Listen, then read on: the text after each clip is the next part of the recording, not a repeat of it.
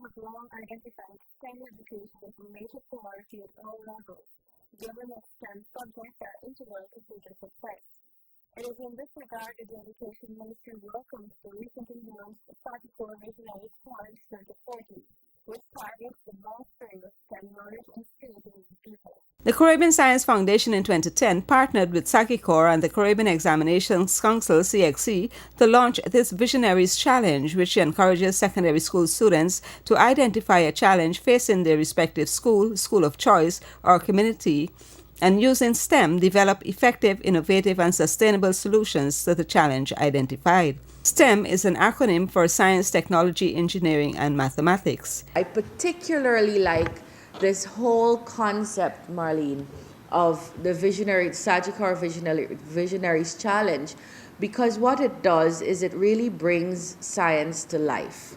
So we could have science in the classroom and teaching on the blackboard and using the textbooks and so on, and that's all good and it's necessary. But if we can't teach our children to practically apply what they learn in the classroom, whether that be in the science subjects or other subjects, then I think we're failing them in some regard. And this is what this project, this entire theme, this entire challenge does for our students, or allows us to do. It really allows us to say, these are the things we've learned, and here is how we can practically apply them in our communities, really bringing very clearly to the attention of the students learning these subjects that learning them is one thing, using them in your everyday life is a wholly different matter. STEM is of the utmost importance because of the role these subjects play at multiple levels in society and the tremendous impact they have. Therefore, in addition to having a skilled STEM workforce, it is also crucial that all young people, regardless of their future career pathway, have the STEM knowledge and background and skills they need to be an informed citizen in an increasingly scientific and technological society.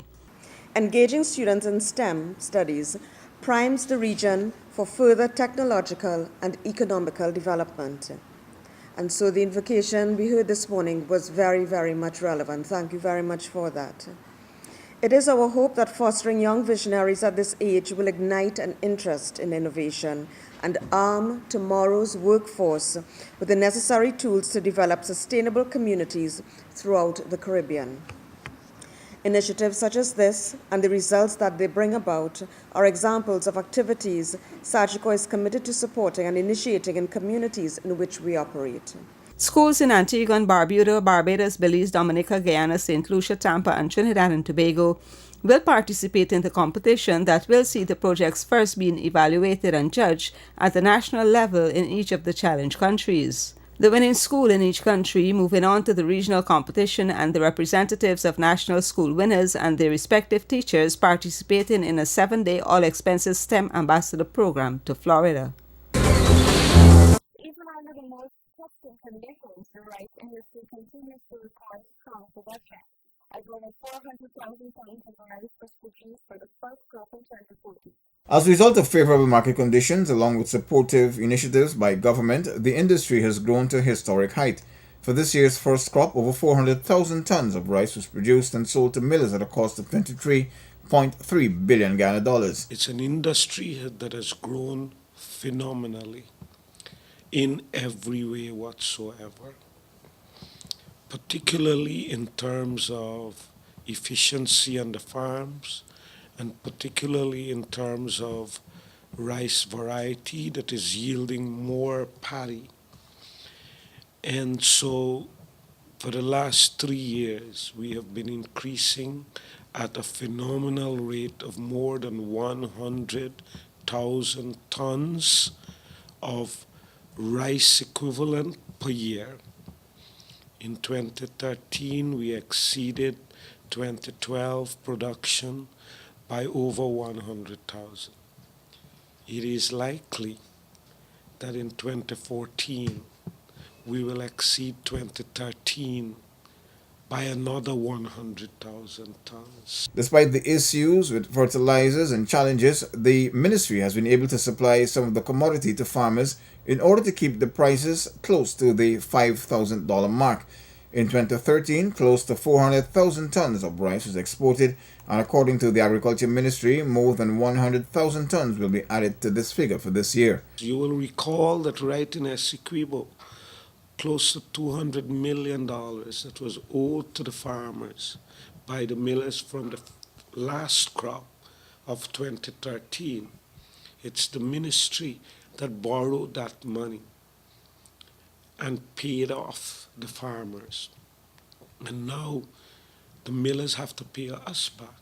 But we didn't take back that money immediately. We've been taking it in small amounts, allowing the millers to pay the farmers first. We will continue to do this. Rice production for 2013 topped more than 535,000 tons, exceeding the 423,000 tons produced in 2012, an increase of some 27%. The sector continues to experience yearly increases in production due to more land being brought under cultivation, the provision of improved farming techniques with better seed varieties, which in turn have led to improved yields per hectare.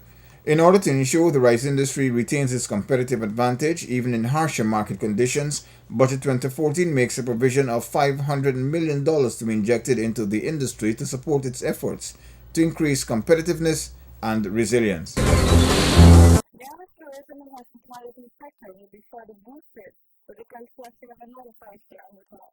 The launch of what is being described as Ghana's second five-star hotel is being made possible through various initiatives and incentives by government to boost one of the nation's fastest-growing sectors. On July 9, a simple ceremony was held at Liliendal on the east coast of Demerara to officially launch the construction of a luxury 163-room hotel under the Indian-based Sun and Sand group of companies. This new addition to the tourism and hospitality sector would no doubt bring with it many other trickle-down investments. The government's investments in several key infrastructure projects were highlighted by the minister. Not only are we completing the new airport, which is critical in terms of airlift, the new facility today, with what is happening in the sector, would need expansion itself. Whilst we are debating whether we should complete this facility, and the opposition is putting up all types of challenges for the government in completing this new airport facility, the debate has gone further, whether we actually need to relook maybe at the design to cater for another 15, 20 years with the level of investment that is coming in the sector.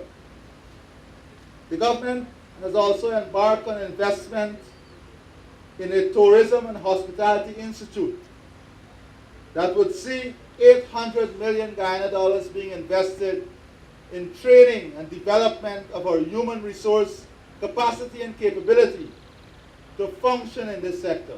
The $54 million investment will offer five-star accommodation with casinos, restaurants, and a swimming pool comprising over 29,000 square feet with 45,000 extra square feet for extra space for an entertainment complex. More than 300 persons will benefit from jobs after the hotel is constructed, and according to the director of the Sun and Sand conglomerate, an Indian-based company specializing in hotels, casinos, and mineral mining, the hotel should be completed within the next 18 months. Each year, the government responds to the needs and requests emanating from Amarillo Village Council and various transportation services in various communities. Focus is placed on providing assistance, especially in communities where school children have to traverse long distances to get to school.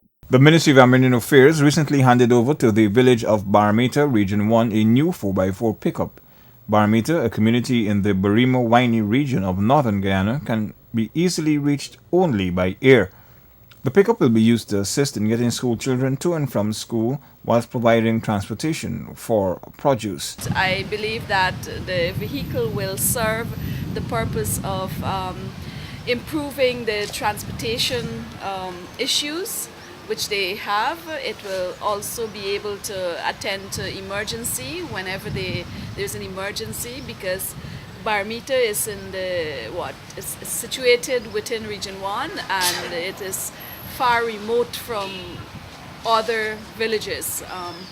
Their closest center of service and commercial, and even the center of government in that area, resides in Port Kaituma. And it is important for the village to be connected to Port Kaituma and other villages. I feel glad about this vehicle, because I would like to transport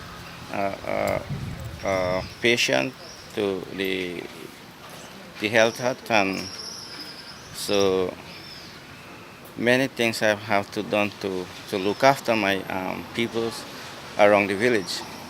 Also recently, whilst conducting an 8-day outreach exercise to the North Pacaraimers, the Amerindian Affairs Ministry delivered to the Village Council of Teruka and Paramakatoy each an all-terrain vehicle. The two communities are heavily forested, and travelling is normally extremely difficult. The ATVs will support the carrying out of administrative duties and other community business. It's a pleasure for me to, on behalf of the government of Guyana, to hand over to Tushao an ATV for the purpose of administration and assisting in his work. And I'm sure that this ATV will also be able to assist the community in some way or the other. Thank you, Honorable Minister, to give us our ATV. We still have the old one still in working order. Good. But it need part, but it's still working. Thank you very much for the new one. Good.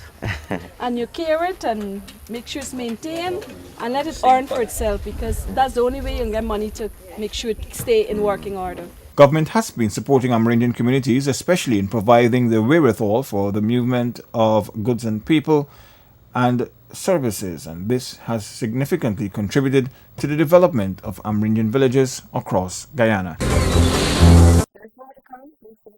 Government's efforts to continue the improvement of medical services have been negatively affected by the decision of the parliamentary opposition to cut funding for the specialty hospital and the medical sector.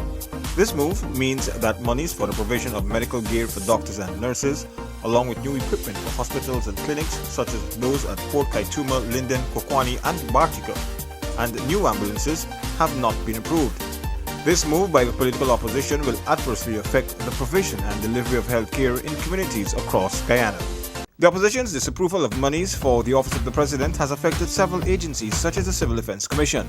This agency deals with managing and assisting persons and communities affected by disasters, natural and man-made. The move to disapprove funding for the CDC means that if any disaster were to occur, the government would not be able to provide any assistance to those in need. By cutting the administrative arm of the Office of the President's funding, the allocation for the provision of the Head of State Security has been removed. This action can compromise the security of President Donald Ramotar. This move sets a dangerous precedent and is unacceptable for any head of state, government, or right-thinking people of a democratic nation. The disapproval of funds by the political opposition for the Ministry of Finance's administrative arm means that students wishing to attend the University of Guyana will not be able to access any loans for 2014. The move will prevent many students who are unable to pay cash from studying and having a tertiary education. Most of these students are underprivileged and are unable to afford higher education to further their development and increase job opportunities. The Guyana National Bureau of Standards will move to ensure that producers and retailers of gold jewelry adopt and enforce the now compulsory standards of providing information about the product. The Guyana National Bureau of Standards compulsory standards include providing purchasers information that deals with the karat and alloys used in perfecting the structure of their products and making them more malleable. In 2010, this was being applied on a voluntary basis when Guyana adopted the specifications of gold in the jewelry sector as recommended through a CARICOM initiative. This CARICOM standard was developed to guide jewelers on the manufacturing of gold articles and to increase buyers' confidence in the selection and purchasing of gold jewelry. It was approved by the 29th Council for Trade and Economic Development, COTED, in February 2010. There was no compulsion on the jewelers and those who worked with gold for ornamental purposes to adopt these standards. However, producers and retailers would now have a legal obligation to adopt these standards. The move to compulsory standards is a way to ensure that visitors and tourists get value for money. The yellow gold of Guyana has significant tourism appeal, and it is intended to brand it in order for it to contribute in a positive way to the development of Guyana's tourism product. In order to enhance the performance of the Guyana Police Force and ensure better execution of its duties, the government presented the force with another fleet of vehicles armed motorcycles. As the Guyana Police celebrates their 175th anniversary, government through the Home Affairs Ministry presented a new fleet of vehicles to the force to enhance police patrol and timely response to the people. The equipments include 13 4x4, 10 motorcars, 7 motorcycles, a 26-seated bus, a troop carrier and 1 short-base truck, which will aid in enhancing the performance of the force. And I believe that these vehicles, added to what has already been handed over before, is expected to serve and protect the people of our country. This must at all times be the bottom line as we adhere to the motto of the Guyana Police Force. The people of this country have every single concern to be knowledgeable of what is handed over to the police and what they're being used for. It is in their best interest to know that the resources which are placed at the disposal of the Guyana Police Force are used for their best interest. Transportation is an important part of the force's operations. In this regard, in keeping with the implementation of the Police Strategic Plan, the Strategic Management Department, SMD, has recently submitted a proposal for a vehicle maintenance strategy. This proposal is currently being processed and will now allow for better maintenance of the vehicles. Transportation represents a significant, very major part of our operations. It lends itself to our patrol system, to response time, to treat with concerns of the people we serve in the communities, and to overall enhance the security of our state. As you indicated, there are expectations, and certainly the people we serve can expect that our response time will improve and that our prevention and detection strategies will be enhanced. In keeping with the implementation of the Police Strategic Plan, the SMD has recently submitted a proposal for a vehicle maintenance strategy. That proposal was addressed by the executive leadership team, and we are currently doing some tweaking in order to implement. So certainly, sir, that will give some additional assurance that these vehicles will be taken care of and will be utilized to the maximum. The force, who is part of the citizenry of Guyana, is vested with the authority to fulfill their constitutional and legal responsibility and must at all times perform at the highest level or at a great degree of respect, understanding, and tolerance towards the people. Even as government continues to provide land and water transport, it will also be working in close collaboration with the force to ensure the country and its people are served and protected to the highest possible level. As the Caribbean continues to record record increasingly high numbers of cases of chikungunya virus, citizens are asked to take precautionary measures. Due to the rapid spread of the disease in the region, individuals are asked to take precautionary measures. Chikungunya is transmitted similarly to dengue. It can result in some long-term effects, primarily joint pain. Depending on an individual's body reaction after the incubation period, persons may experience pain even after seeking medical attention. This period can last from 2 to 6 days, with symptoms lasting 4 to 7 days after infection. This pain may persist for years to come in some cases. The most common symptoms of chikungunya are fever and joint pain. Other symptoms may include headache, muscle pain, joint swelling, or rash. If an individual is experiencing any such symptoms, they should avoid the use of aspirin, because if the disease is associated with dengue, it can lead to bleeding. Assuming you are bitten by a mosquito, you then develop fever, sometimes within 24 hours. Then you start to get ill feelings, you know, what we call bad feelings, or nauseated, and upset. Then you have, of course, pains in the joints, you know, the wrist joints and the elbow and so on. And these pains are intense. They're described as dengue-like pain, so those of us who are unfortunate to have had dengue could know what that experience is. Then there might be some rashes on the skin and discomfort in the areas of those rashes. And of course, the disease progresses, and it's self-limiting. It's not lethal. It doesn't lead to a high morbidity rate. Very few persons have died in the Caribbean, and those are in cases where they might have been aged and their resistance reduced by other diseases. And then, of course, the characteristic of it is the persistent joint pains, even after the initial acute stage of fever, ill feeling, and so on would have receded. The Ministry of Health continues its vector control activities nationwide in the form of fogging and spraying.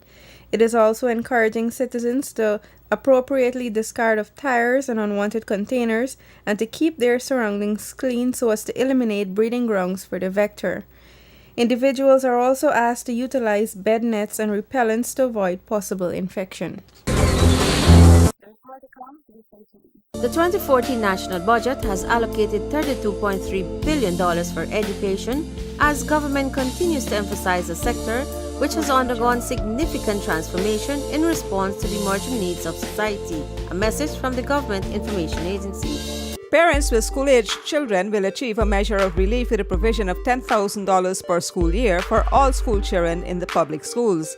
This from the 2014 budget is in addition to the school uniform voucher, which will continue to be distributed. The provision of $1 billion via the national budget for the execution of cleaning and sanitation works in the nation's municipalities is an indication of government's commitment towards providing a healthy environment and keeping its citizens safe from various diseases spread by insanitary conditions. Half of this amount will be used to clean the capital city of Georgetown and begin the process of restoring it to its former status of the Garden City. President Donald Trump and cabinet members discussed several matters of public concern on July 8th. A meeting was briefed subsequent to the release of the visit.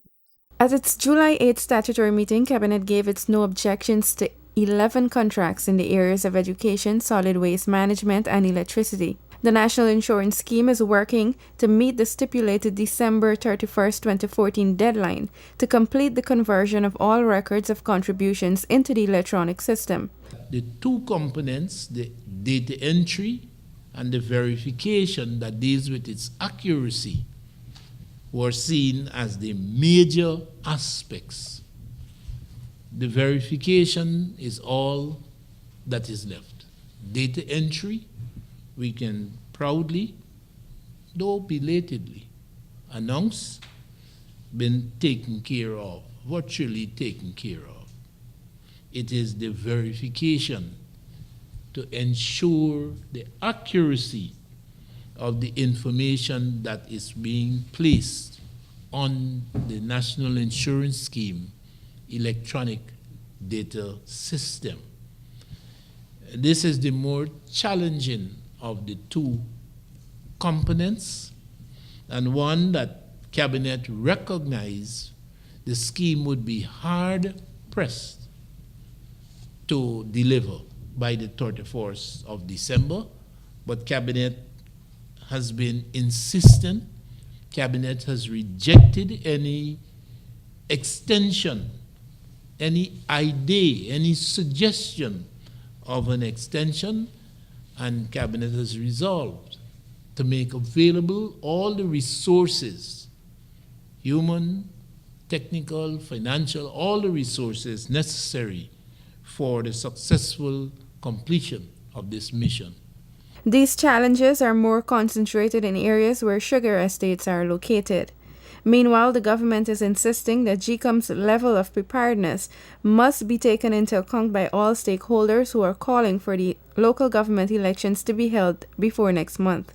We've always accepted that the Elections Commission has to signal its preparedness to hold whether local government or general elections.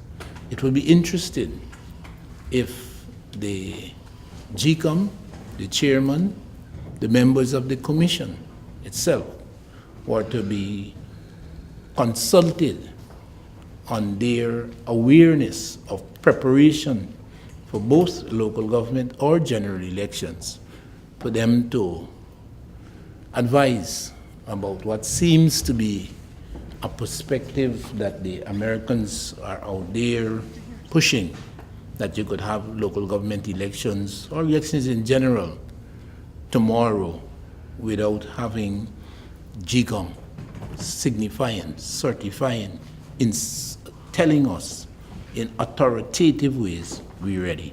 As part of the cleanup program, a consultation outreach is planned for the 11 wards of Georgetown. Over the next 3 weeks, a range of consultations would be taking place in Georgetown at the community level to invite the attention of residents to the main features of the expenditure plan for this $500 million. The silting of canals, the silting of drains, the internal roads.